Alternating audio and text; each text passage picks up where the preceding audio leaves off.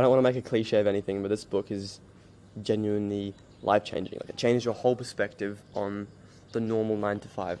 And just a bit of a disclaimer, if you're doing a 9 to 5 and you enjoy it and you're passionate about your job and you're helping people or whatever it is, and you love doing it, that's fine. You do you. But it's giving an alternative option to people that don't want that, if that makes sense.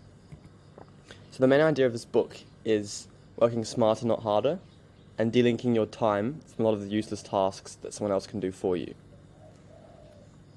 It's also about location and time freedom, like working from remote and sort of being able to live wherever you want. Working smart and getting all the productivity and the productive tasks done. Working a few hours, making those few hours extremely productive, and having the rest of the day off, or traveling the rest of the day, or traveling wherever you want. Tips to be more productive. Outsource everything you can think of.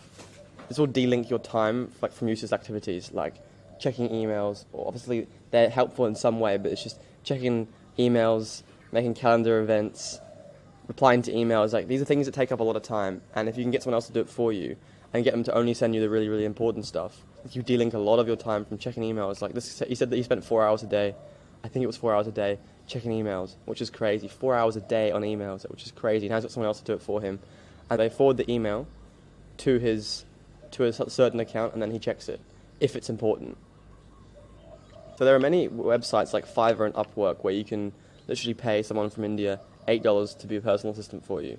But he talks a little bit about the book, and he goes into detail of how to do it safely, how to make sure they don't screw you over or anything, and how to make sure just sort of security of it. So you have to read the book. You honestly have to. So he asked this question. He said, if you only had 2 hours a week, what would you do? What tasks would you do to make yourself the most productive? So for me, for example, the most important task is me making videos. So think about what you could do, what 2 tasks you could do that will give you the highest return on investment. He talks a lot about the Pareto's law. So roughly 80% of outcomes come from 20% of causes. More tips about productivity and traveling. Eat the frog, which basically means get the hardest thing done at the start of the day.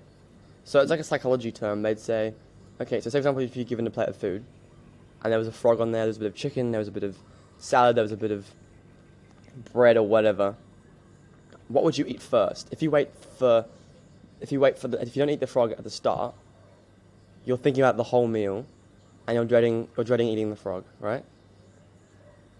But if you eat the frog right at the start, you got the rest of the meal to get rid of the taste, and once it's done early and got out the way, then you don't have to think about it. So do the hardest thing when you first wake up. And go on mini holidays throughout your life. Don't wait till you're 65. Do not wait till you're 65 to go to do a Europe trip. I'm traveling at the moment, and honestly, it's kind of addicting. Like, the people that you meet is amazing. This guy he's a half Irish, half Brazilian. Like, what? It's so crazy. It's so crazy. Honestly, use Kayak to book cheap flights and hotels when traveling, or hostels. Kayak, and also for flights as well. Flights are super. Oh, I did say flights. Sorry. It's very, very, very cheap. I got a flight for $600 to go to the UK, to go to London for Christmas. $600, which is pretty good. So £300 for the ones that live in the UK. And this is really interesting. He said not to-do lists are often more effective than to-do lists. Because you think about it, like, you write all these things down, and some of the tasks that you write down aren't really that important. But if you have a not-to-do list, you kind of know what not to do, and you know what tasks not to do, and what you don't do determines what you can do.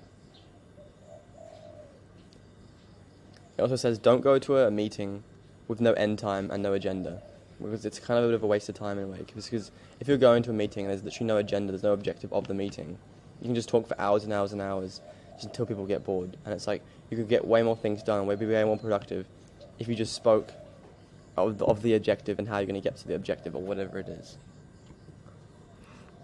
But yeah, basically this book it changed your perspective on the normal the normal 9 to 5. And like, if you don't read the book, you don't really think about it, and maybe you're just going into your job, which is fine, and doing whatever you want to do.